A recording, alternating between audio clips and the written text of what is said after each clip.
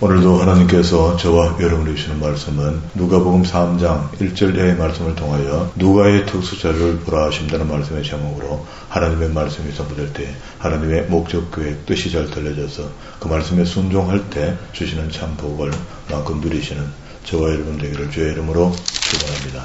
지난 시간에 이어서 1장부터 4장까지 전체가 사건이 있고 그 사건 속에 하나님을 찬양해야 될 상황이 생기면요 즉각 고백하는 것을 우리가 봅니다. 마리아의 찬양, 사가랴의 찬양, 그리고 또 천사들의 찬양, 목자들의 찬양, 시몬의 찬양, 그 당시의 역사적 배경에서 거론되는 모든 사람들이 다 예수님을 찬양했습니다. 그 일이 오늘 우리에게 그대로 와 있거든요. 그러면 이제 그때 오신 예수님께서 지금 우리가 갑부리가 없는 게 아니고 지금 하나님 우편에 앉아 계시면서 우리를 위하여 중보하고 계신다. 이렇게 우리가 믿잖아요. 그러면은 이 땅에서 누가 예수님께서 하늘에 계신 하나님 옆에 앉아 계신다고 해서 그럼 거기 가만 계시고 이렇게 하느냐? 그게 아니고 지금도 여전히 우리와 함께 하십니다. 그게 하나님 안에 계신 곳이 없고 온 땅이 다 하나님의 것인데 두루 살피며 다니실 건데 다니시는 중에 늘 우리를 도우시고 이렇게 하실 건데 우리는 생각하기를 하나님 가셨으니까 오실 때까지는 공백이다. 그 성령님이 이제 적극적으로 성령님만 일하신다. 이런 게 아니고 태초부터 성부와 성자와 성령이 함께 일하셨다는 사실을 잊어보면 여기 이제 14번째 3장 1절부터 6절까지 세례 요한의 증거를 시작할 때 세례 요한은 핵심이 뭡니까? 회개의 세례를 베풀었죠.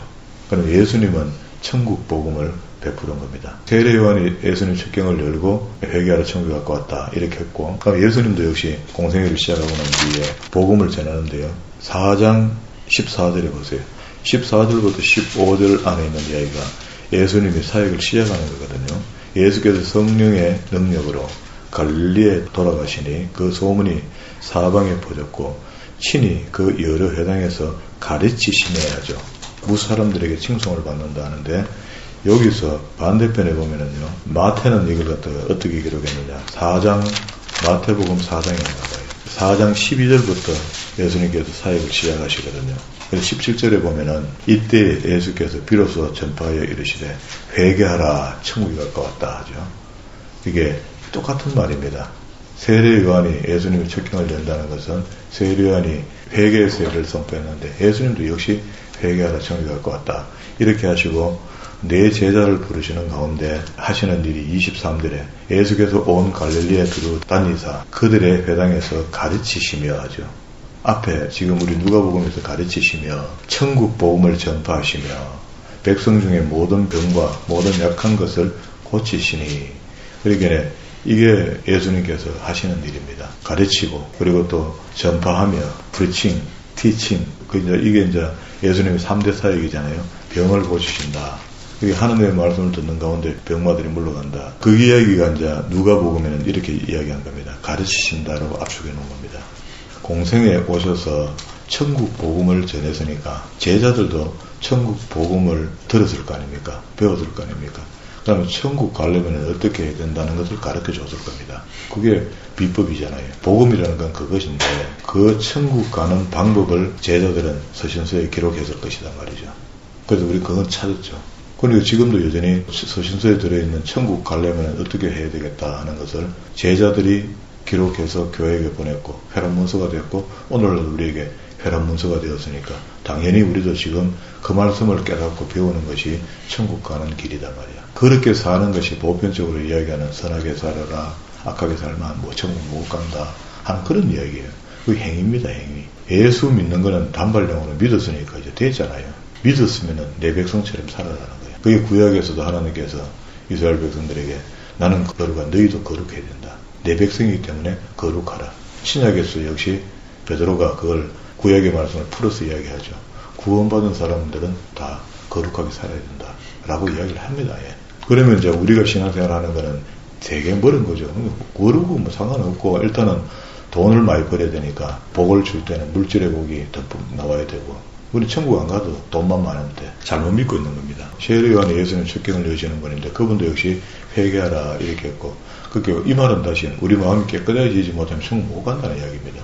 회개해야 예수 그리스도를 영접하고 그것도 믿어지고 또 믿어진 그 사람을 하나님 옳다 인정을 받고 그들에게는 하나님의 말씀대로 살 수 있는 도움이 나타나는데 그게 보혜사 성령이 된다.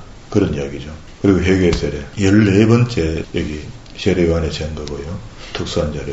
그리고 15번째 되는데 뒤에 이제 여기 연결돼서 이제 있어서 그런데 떨어졌죠. 지금 6절에서 끊기고 요한의 세례를 받으려 나오는 무리가 7절에 이렇게 얘기하는데 이런 이야기들은 다른 성경에 있거든요. 10절부터 14절까지가 요한의 회개 세례를 받은 사람들의 변화를 설명하는데 이것도 이제 14번째 포함식이 나와서 그렇지 이거 분리하면은 15번째가 됩니다. 이런 식으로 분리하면 숫자가 더 늘어나거든요. 작은 것까지 이렇게 분석해 보면은. 그러나 이거 포함해서 봅시다. 그럼 무리가 물어가운데 회개세를 받은 사람들이 그러면 우리가 무엇을 하리까? 회개세를 받았으니까 세례요한한테 묻는 건 우리 어디서 하는 거 됩니까? 다시 이야기합시다. 예수 그리스도 이름으로 구원받았으니까 우리가 물어봤습니까? 제가 어떻게 살면 됩니까? 한 물어봤단 말이죠. 주님 앞에. 우리 물어보도 안 하고 뭐 됐다는 겁니다. 믿었으니까. 잘 먹고 잘 살게 돼 있다는. 그때는 이제 우리가 너무 어려울 때 이 복음이 어려운 사람들에게 임하여졌으니까 딴 데는 신경 쓸 겨를이 없었어요. 그런데 마땅히 그렇게 살면 되겠다 생각했는데 이제 정신 차리고 보니까 우리가 완전 잘못 믿고 있다는 겁니다. 믿기는 믿는데 잘못 믿는다는 거라. 그런 것들을 분석해내고 찾아내면 되겠죠. 대답하여 이르되 옷 2벌 있는 자는 없는 자에게 나눠줄 것이요 먹을 것이 있는 자도 그렇게 하라. 그렇게 나누라 하죠. 그런데 이거는 첫째 가는 계명 다음에 둘째 가는 계명이 어떻게 하냐. 그 둘째 가는 계명이 내 이웃에게 행한 것이 나에게 행한 것이다 이 말이야. 내 이웃을 사랑하면은 나를 사랑하는 것이 된다라고 이야기했는데 결국 이웃에게 있는 것을 나눠주라는데 있는 것도 자기 것 아니잖아요. 하나님 주신 것으로 나누는데 그래도 뱀같이 지혜롭게 하여라 그런 말입니다. 예수님은 그렇게 이야기하셨거든요. 지혜롭게 해야 되지. 그걸 아무렇게나 막 퍼주고 말이야. 그게 오히려 세상 사람들이 주는 사람을 조롱하고 이런 상황이 돼서는 안 된다.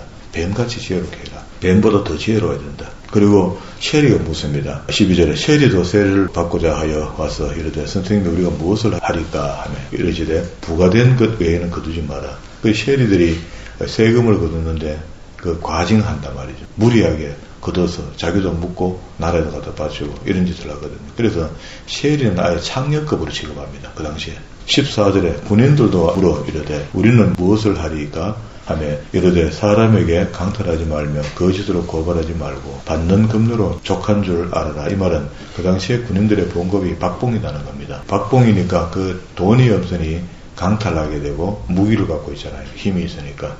그렇게 하는데 그거 하지 말고 받는 요로 감사하게 생각해라. 우리도 지금 그렇죠. 작게 버리면 작게 버린 대로, 많이 버리면 많이 버린 대로. 많이 가지게 되면 많이 일하라는 겁니다. 그 누가 홀리엄성으로 일하라. 내가 많이 주었노라.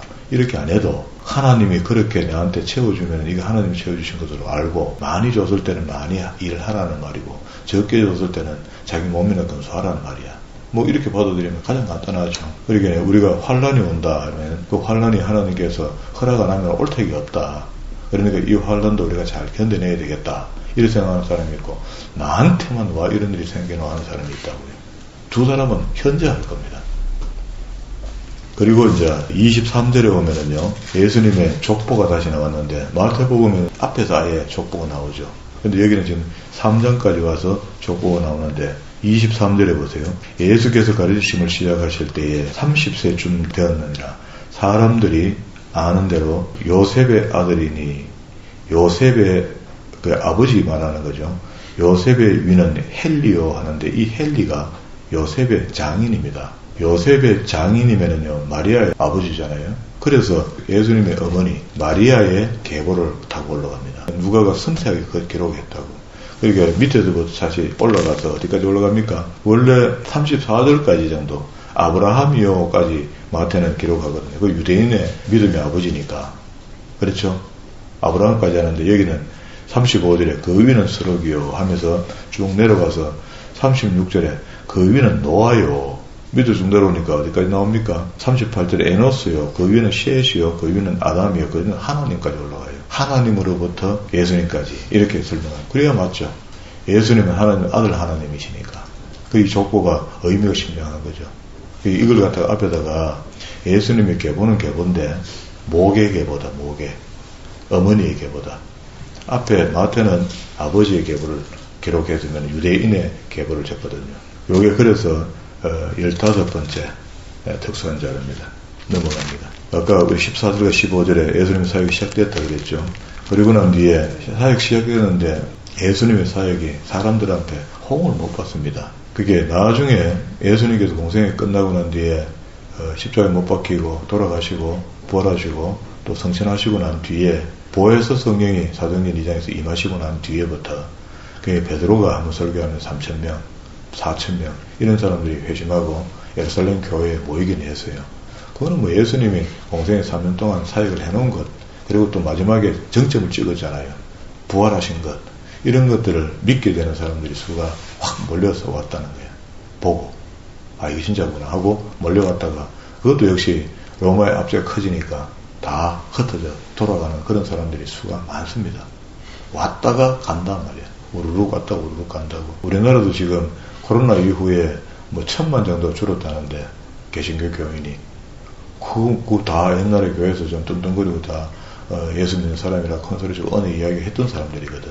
그런데 왔다가 또 물러가는 건 뭡니까? 그래서 히브리서 기자가 이야기한단 말이에요. 한 번 비침을 보고 돌아가는 자는 두 번 다시 이런 말이거든. 히브리서 기자가 하는 이야기는 개신교에서 유대교로 돌아가는 사람들에게 책망하는 거거든요. 너도 지금 정신 있는 일을 하는 거야, 정신 없는 일을 하는 거야, 이렇게 설명을 한단 말이에요. 그래서 지금도 우리가 간간히 그렇게 많지는 않겠지만은 이상한 종교로 빠져들어가는 그런 사람들이 속아서 갔다는 거는 안 통합니다. 천국 가서. 천국 문 앞에서 난 속았는데요, 봐주세요, 이런 거 안 된다고. 내 영혼은 내가 책임져야 돼요. 똑바로 믿고 똑바로 가도록 이렇게 해야 됩니다. 그게 예수님이 공생을 시작하면서 보세요. 예수께서 그 자리에 16절입니다. 15번째죠. 특수한 자료. 곧 나사렛에 이르사 안식일에 늘 하시던 대로 회당에 들어가서 성경을 읽으려고 서심해 선지자 이사야의 글을 드리거늘 책을 펴서 이렇게 기록된 데를 찾으시니 어떻게 이사야 61장 1절과 2절의 말씀을 봉독했습니다.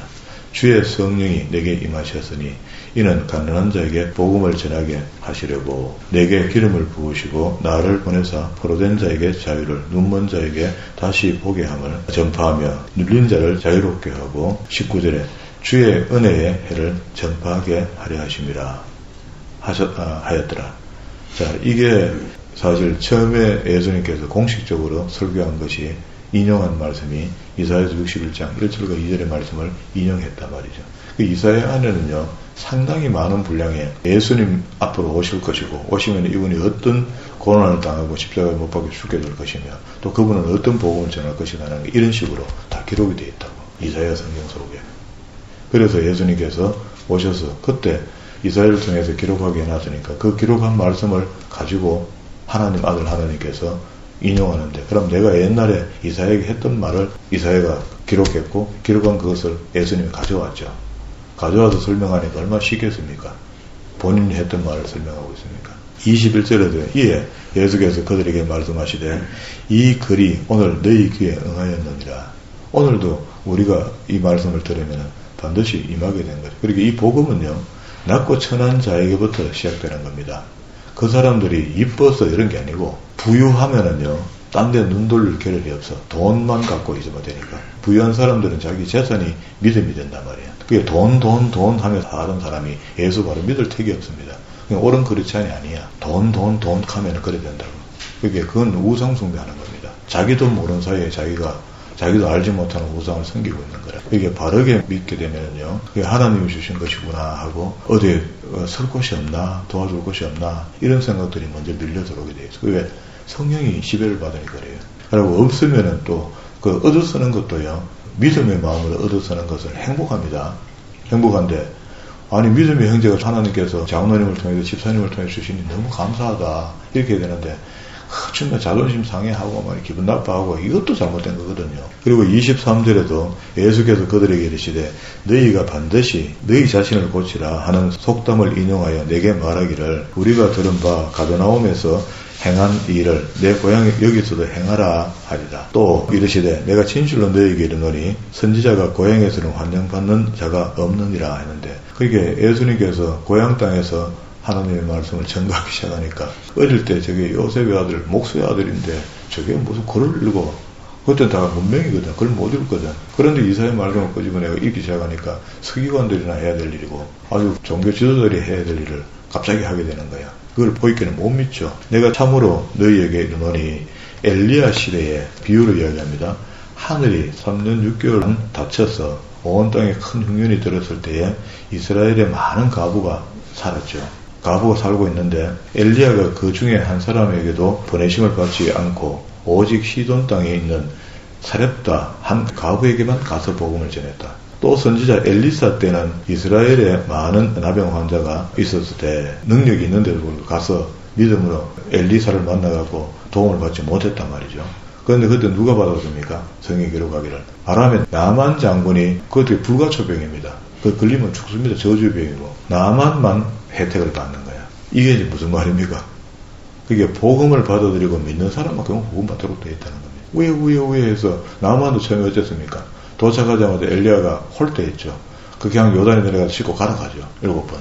그러니까 화를 내면서 자기 나라에는 이런 강이 없나 이보다 더 좋은 강이 있다 하고 막 강 이름을 대가면서 막 난리를 쳤죠. 그런데 밑에 따라온 신하들이 장군 이때까지 먼 길을 왔는데 그거 뭐 어렵습니까? 물에 한번 들어갔다 나옵시다 하고 권면하니까 그 권면을 달겨받고 가서 물에 들어갔다가 나오니까 어린 아이 살같이 싹 바뀌는 겁니다. 다 나왔는 겁니다. 그게 믿음으로 한 거거든요. 그러고 나만이 변화된 걸 우리가 봤잖아요. 그렇게 순수한 믿음으로 바뀌어진단 말이야. 은혜 받은 사람 그렇게 바뀌어지는 게 정상이죠. 예수 믿고 연조가 가면 갈수록 더 은혜의 사람이 되고 더 바뀌고 더 선하고 이래야 되는데 가면 갈수록 더 독하고 악하고 입에는 막 독설이 그냥 남아있고 그래갖고 어떻게 그 천국 간다고 자기가 자부합니까? 그건 안 됩니다.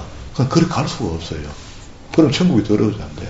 그리고 또 성경은 그런 사람이 천국 온다 소리를 안 해요. 그래서 우리가 지금 이 땅에 사는 동안에 천국에 사는 연습을 해요. 연습하는 그게 천국 들어가는 길이라는 거예요. 이게 애정되고 구원은 받았는데 엉뚱한 하고 사니 그 나중에 갈 수가 있겠단 말이죠. 다시 또 설명합니다. 우리 출애굽했을 때 구원받은 거 맞죠? 예수의 피로. 예수의 피라는 모형이 어린 양의 피 아닙니까? 문술죄 발고 죽음을 면하고 살아나왔죠. 홍해 건너면서 세례 받았죠. 시내산 밑에서 하나님의 성경을 받았죠. 완벽합니다. 그런데 광야에서 민수교회에서 1세대가 다 죽습니다. 60만 3,550명 꼬박이 3. 한 150만 이상이 다 죽는 거예요. 죽은데 그 사람들 히브리서 기자는 이야기 기록을 남겨놨습니다. 다 하나님의 안식에 들어오지 못했다 했어요. 그러면 그건 지옥 같다는 이야기입니다. 그럼에도 우리가 이 성경을 예사로 보고 마음대로 해석하고 아전 인수격으로 보고 예수 믿으면 부자 되고 잘 먹고 잘 산다. 여기에 휘말려서 부자 안 되면 이상하게 생각하고 부자 되면 복 받은 사람을 생각하고 다른 사람도 그래 또 따라간다 그러가. 절대 그렇게 가르치면 안 되죠. 다행히 물질도 많이 주시면은 그 감사함으로 많은 사람들이 나누러 하는갑다 하고 나눔에 서고 열심히 그렇게 살다가 자기를 정화시켜서 거룩하고 깨끗한 사람으로 만들어가는 과정에 삶을 살다가 마지막 날에 차고 죽는 자라고 칭찬받는 거 아닙니까? 이게 아브라함이 100년의 기간을 통하여 자기 신앙을 성장시켜 나갔던 것처럼 왜 믿음의 아버지라면 그건 안 배웁니까? 믿음의 아버지라면 그거 배워야 되죠. 우리는 구약의 믿음의 사람을 한 사람 택해서 가지고 신약에서 인용한 것이 전부 다 아브라함이거든요. 근데 아브라함이 믿음 좋은 거 우리 알죠? 다 알죠, 이거는. 그런데 믿음이 처음에는 우상 만드는 공장장을 아버지로 준 사람이 그 아들이 아브라함이야. 그 믿음 있겠어요, 거기에. 그 믿음을 갖고 마지막에 이삭을 단번에 하나님 앞에 모리아에서 번제물로 드리려 이런 믿음이 그의 믿음. 그게 믿음이 성장이다고. 그게. 우리도 처음에 예수 믿었으니까 믿음은 연조를 자랑할 것이 아니고 믿음만큼 믿음이 성장해 나가 있어야 되는 거예요. 어쨌든 1mm가 커지든 커져 있어야 되는 겁니다. 그래야지 뭐 천국 갈 가능성이 높아지는 거지. 그게 처음에 자기 본성이 그대로 향해서 믿기 전에 본성이 그럼 어떻게 그 구원받았다 하겠습니까? 그래가 천국 못 갑니다. 28절에 해당에 있는 자들이 그것을 보고 다 크게 화가 나서 오늘 제가 이렇게 센 복음을 전했습니다. 센 복음을 전했는데 물론 우리는 이제 면식이 있고 잘 나으니까 대복음은 돌 던질 일이 없겠지만 예수님은 이런 복음을 전하니까 어떻게 해요? 29절에 일어나 동네 밖으로 쫓아냅니다. 말씀을 선포하니까 설교하니까 듣고 반응이 이래요. 그 동네가 건설된 산 낭떠러지까지 끌고 가서 거기서 밀어뜨리고 죽이려고 합니다. 이래 사람이 웅지패가 밀어붙이니까 밀려간다는 거야. 예수님 죽이려면 납돌이 떨어지면 죽죠. 밀칠로 했는데 예수께서 그 가운데를요 지나오는 거예요. 그때는 그게 하나님의 능력이 나타났을 겁니다. 물리적인 능력이 나타나는데 그때 사람들은 어떻게 할 수가 없었겠죠. 자기들은 그 본능 심리에 의해서 그렇게 발걸음을 그렇게 몰아서 또 그래 양몰듯이 몰아갔는데 안에서 힘이 밀고 들어오는 힘보다 훨씬 더 강하니까 길을 열고 나가죠, 밖으로. 그런 상황이 벌어지고 더 이상 설명을 안 합니다. 그리고 31절부터는 갈릴리 가베나움 동네에 내려오사 안식일에 가르치신다. 항상 어디 가든지 하나님의 말씀을 가르쳤다, 그죠? 이게 예수님이 하신 일을 지금도 주의 종들이 일을 해야 되거든요. 오락하고 우리 목사님 좋은 데 데리고 다니도록 하고 이런 소리 듣는 거 좋은 거 아닙니다. 언제든지 만나면은 앉으면은 하나님 나라 이야기하고 하나님 법 이야기하고 그렇게 하는 목사가 진짜 목사 맞아요. 그런데 우리는 그걸 이제 그 말은 맞습니다 하면서도 막상 그렇게 하면 변배스럽게 생각하죠. 그게 믿음이 불량한 거지 뭐. 그리고 예수님의 전도 여행이 시작되고 42절에 날이 밝으면 예수께서 나오사 한적한 곳에 갔어. 그리고 5장 1절에서 세 제자를 부르시는 거. 세 제자는 보세요. 3절에 예수께서 한 배에 오르시니 그 배는 시몬의 배라. 시몬 한 사람. 그리고 10절에 세베대의 아들로서 시몬의 동갑자인 야고보와 요한도 놀랐습니다. 그 자리에 있었던 세 사람을 나를 따르라. 사람을 낳는 아부를 만들겠다. 해보요. 그리고 5장 15절에 예수의 소문이 더욱 퍼짐에 많은 무리가 말씀도 듣고 자기 병 고침을 받고자 하여 모여오되 예수는 물러가서 한적한 곳에서 기도하시니라. 15절과 16절의 말씀이 없습니다. 다른 곳에는 없고 여기만 있습니다. 한적한 곳에 가서 기도하시더라. 수많은 사람들이 몰려왔다. 그리고 27절부터는 이제 비유 이야기하는데요. 레위를 부를 때 의원의 비유를 해서 불렀죠. 그리고 33절부터는 금식에 대한 논쟁과 셰부대 금식은 설명을 해주고요. 신랑이 있을 때 금식할 수 있나? 신랑이 나중에 떠나면은 금식한다. 이렇게 이야기해줬고 37절에 새 포도주를 낡은 가죽 부대에 넣는 자가 없나니 만일 그렇게 하면은 새 포도주가 부대를 터뜨려 포도주가 쏟아져서 그 부대도 못 쓰게 되고 술도 못 먹게 된다. 포도주도 못 먹게 된다. 하는 것을 설명해 준 겁니다. 그래서 새 것은 새 것에 담아야 된다. 39절에 묵은 포도주를 마시고 새 것을 원하는 자가 없나니 이는 묵은 것이 좋다 함이라. 그게 유전이 이렇다는 겁니다. 6장 1절부터는 안식일에 대한 논쟁이 있었고요. 그리고 6절부터는 손 마른 사람 치유하는 이야기.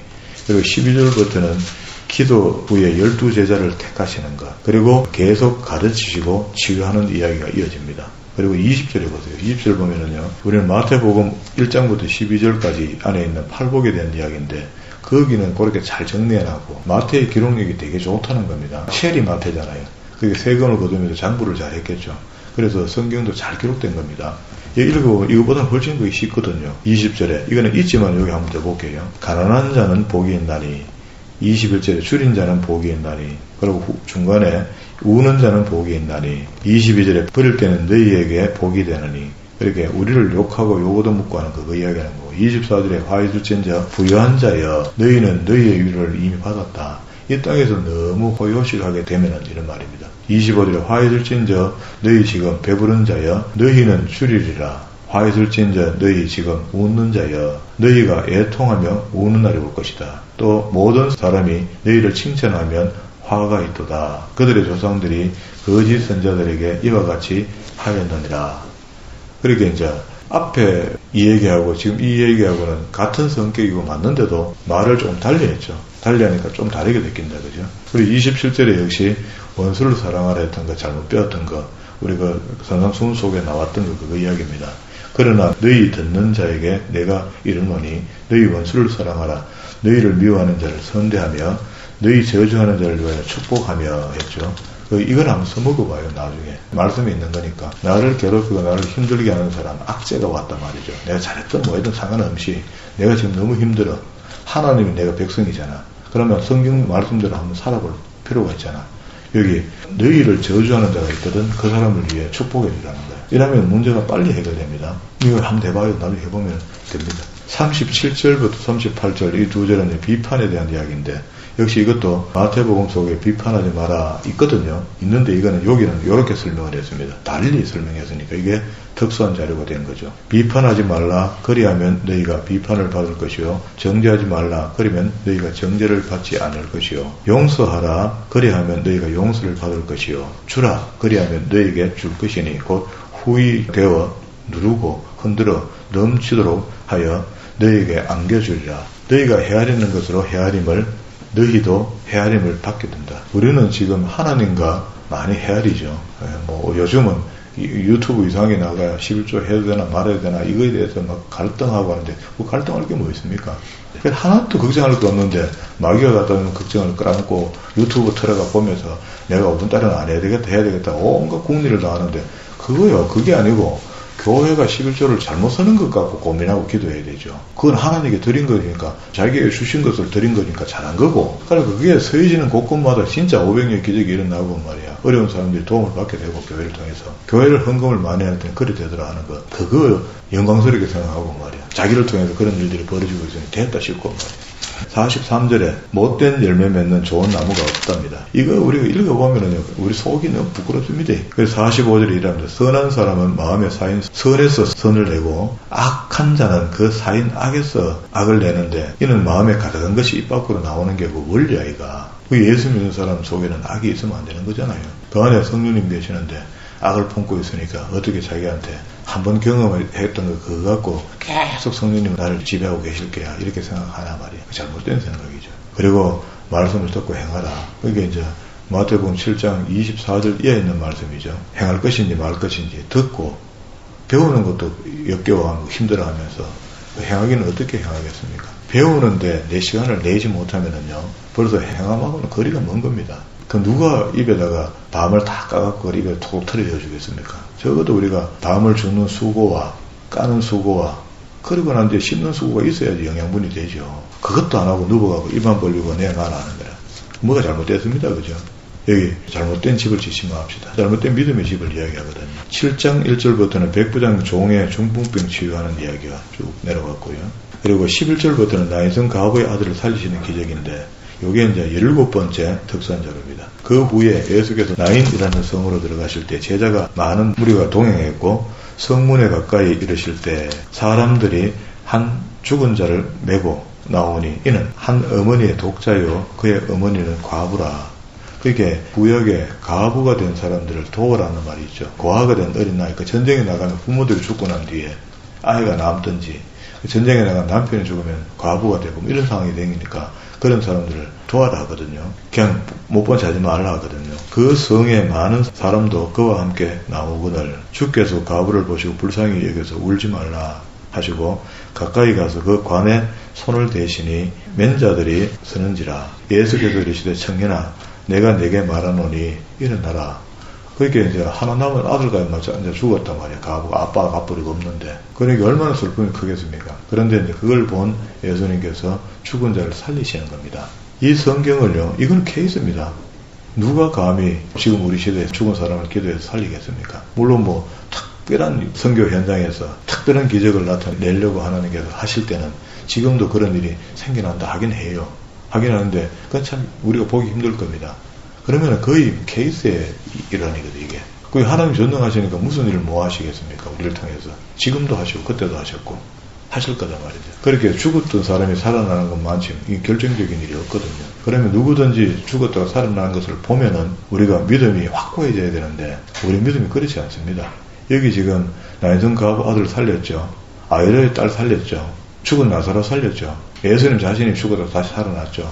그래도 우리가 못 믿는 게 그건 그렇고 그게 확실히 믿을 수 있는 근거를 성경은 이렇게 다 주는데도 우리는 안 믿으려는 겁니다. 그랬더니 죽었던 자가 일어나 앉고 말도 하거늘 그 과부의 기쁨이 얼마나 크겠습니까? 남편 아이 혼자 키웠는데 그 아이가 지금 죽었단 말이에요. 청년이 되면서. 그 아이가 예수님께서 기도해 주는데 살아버렸어. 이 모든 장면을 많은 사람들이 봤거든. 봤는데 그러면 거기서 어마어마한 믿음이 발생돼야 되는데 그렇지 않거든요. 그래서 예수님 당시에 이야기하잖아요. 서기관과 바리새인들이 찾아와갖고 기적을 보여주려고 하거든요. 근데 기적을 보여주면은 믿음이 굳건해지거나 믿음으로 돌아오는 사람들이 수가 많아지거나 이렇게 돼야 되는데 그렇지 않다고요. 신기한 일이잖아요. 그러니까 그런 것들 때문에 그런 게 아니잖아요. 예수님이 아시니까 요나의 기적밖에 보여줄 게 없다고 말아버리는데 지금도 우리가 기적만 보여주시면 믿겠습니다. 그거는 며칠 밤 못 믿습니다. 금방 달콤했다가 끝이 나버려요. 진짜 믿음이라는 게 그렇다는 거예요. 우리가 예수가 힘도 되는 게 아닌 것 같아요. 그게 하나님 우리를 인도하셔서 믿음이 생기도록 만들고 이런 과정들인데 그 성장한 과정 글로는 다 표현 못할 것 같아요. 다시 이야기하면 성령의 체험이 정확해야 됩니다. 성령의 체험이 정확해야 되는데 누구든지 하나님을 믿고 교회 들어온 사람들은요 택하셔 부를 때에 이미 성령의 체험을 하게 하셨거든요. 그런데 자기 목적이 다른 데 있으니까 그 큰 구원의 영광이 희미해졌는 거예요. 자기 기억 속에서. 그래서 자기 첫사랑을 잊어버리고 나니까 자기 신앙이 방만해진 거죠. 저런 이런 것들을 믿기 시작한단 말이에요. 그래갖고 그 무슨 신앙이 되겠습니까? 그게 자기가 그 믿음이 구원에 이르는 믿음이 되겠습니까? 아니죠. 첫 번째 주님께서 내게 만나주던 그 감격이 영원히 지워지지 않고 있다가 우리 신앙이 좀 약화될 때 다시 그 신앙을 자기가 생각해내고 기억해내고 들추어내서 그건 없어지는 게 아니거든요. 그 첫 경험은.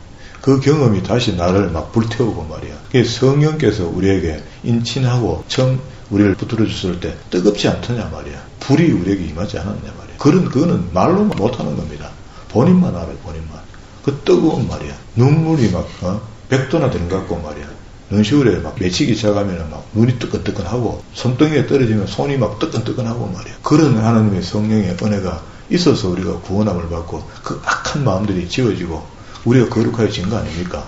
그건 물리적으로 영적으로 그렇게 해줬는데 이제 은혜의 허니문 시대가 딱 지나가면은요 사람이 처음 믿고 나면은 하나님을 만나는 그 순간 있잖아요. 그 순간이 그 허니문이다 말이야. 허니문 시대에는 뭘 기대해도 다 응답되는 거야. 응답 막 이루어지고 한다고. 근데 물론 그때 하나님께서 주장하시다 무리한 그때다가 엠파이어 스테이트 빌딩을 내한테 등기 넘겨주세요 한다고 그거 들어주고 그렇지는 않잖아요. 그러나 그때 이미 성령이 내게 임하기 때문에 내가 겸손해졌고 막 착해졌고 온유해졌고 막 그런 상황에서 하나님 이거 안 줘도 감사하지만 이거 주면 너무너무 좋지요 하는데 그거 막 나온다 된단 말이야. 응답이. 그 뜨거움이 말이야. 그런데 어느 날 그게 이제 식기 시작합니다. 평정을 좀 찾고 어느 날 정신이 좀 돌아오고 허니문 기간이 끝나면은요 정신이 좀 돌아와 냉정해져. 그때부터 자기 본성이 나타나기 시작하는 겁니다. 그때 이미 그 전에 성령의 도우심을 통하여 예수의 이름으로 내 속성들을 눌러가 지워버려야 되죠. 그 제가 안 합니까? 내가 현장에서 잔뼈 굴렀는데 현장에 대한민국 욕을 내가 다 배웠는데 그 예수 믿고 그날 그 시로부터 일주일 동안 기도했습니다. 하나님 내 예수 믿는 사람이 교회 나가는 사람이 이게 욕이 이래가 현장 가면 욕합니다.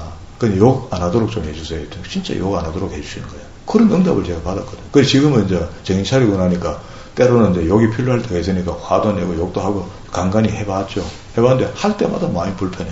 왜 그 성령님이 너 지금 욕하면 되냐? 이래 묻는 거야. 가만히 좀 보였어. 지금 딱 한번 해야 되겠습니다 하고 또 욕하고. 그래 살아오는 게 지금 우리 신앙이라고 지금 다 그럴 겁니다. 제 말처럼. 17절까지입니다. 예수에 대한 이 소문이 유대와 사방에 두루 퍼지기 시작했습니다. 그리고 난 뒤에 18절부터는요. 요한이 이제 예수님께서 온천에 다니면서 병 나섰고 말하던 전한다 하고 하니 요한도 그런 거야. 예수님이라는 분이 왕중왕으로 오실 것이고 그분이 오시면 세상이 뒤집어질 걸 생각했는데 안 뒤집어지는 거야. 있는 그대로 해서 주님이 승리하실 거거든요. 그 마지막 엔딩이 뭡니까? 부활로 딱 마무리해 준 거거든요. 그런데 요한도 보니까 좀 그래.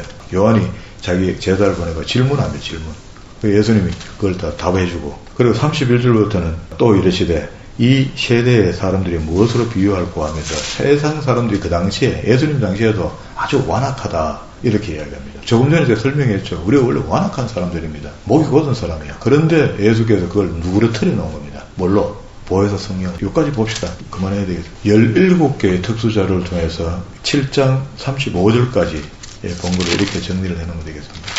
조금 전에 제가 좀 흥분해서 이야기했던 그런 내용들이 우리 처음 주님을 만났을 때 우리에게 보혜사 성령이 임하심으로 그런 현상이 벌어진 거거든요. 그러니까 예수님께서 이 공생애를 마치시고 난 뒤에 요한복음에서 요한복음 14장에 들어서 보혜사를 약속하셨고 그 보혜사 성령은 사도행전 2장에서 실제로 단회적 임함으로 우리에게 임하여졌고 그 한 번 임하여진 보혜사 성령이 지금까지 뿐만 아니고 주님 오실 때까지 우리와 동행하신단 말이야. 그래서 우리가 말을 할 때 기도할 때에 성령이여 이곳에 오시옵소서 저곳으로 가시옵소서 이거 해주이소 저거 해주이소 하는 그런 언어가 어법이 맞지 않습니다. 성령은 이미 2000년 전에 나와야 될 앞방에 단회적 임함으로 임하시고 거기가 마치 수은지 같고 2000년 후에 살고 있는 우리의 심령 속에 우리가 예수를 믿기로 작정하는 그날부터 그 수은지에서 호수가 우리 마음의 심령밭에 대인 것처럼 물이 흘러 들어온단 말이야. 들어오는 것처럼 성령이 그렇게 우리에게 그냥 임하시는 겁니다. 어디 성령이 갔다 왔다 할 데가 없어요. 이 성령님은 단회적 임함으로 그때는 그 마가다락방에 불이 해같이 임하는 것을 지금도 이 교회에 임하게 하소서. 야야 2000년 전에 내가 와 있다. 걱정하지 마. 이런 어떤 의식이 좀 정리가 돼야지 성령께서 우리에게 하시는 일이 이해가 될 겁니다. 그렇게 이해가 안 되니까 오해하고 오해가 되니까 신앙생활이 이상한 모양으로 나오거든요. 우리 신앙생활 속에 이상한 신앙생활이 아니고 성경에서 가르쳐주는 신앙생활이 우리한테 본이 되는데 그것이 소금이 되고 빛이 되도록 등대가 되도록 살아가시는 저와 여러분 되기를 주의 이름으로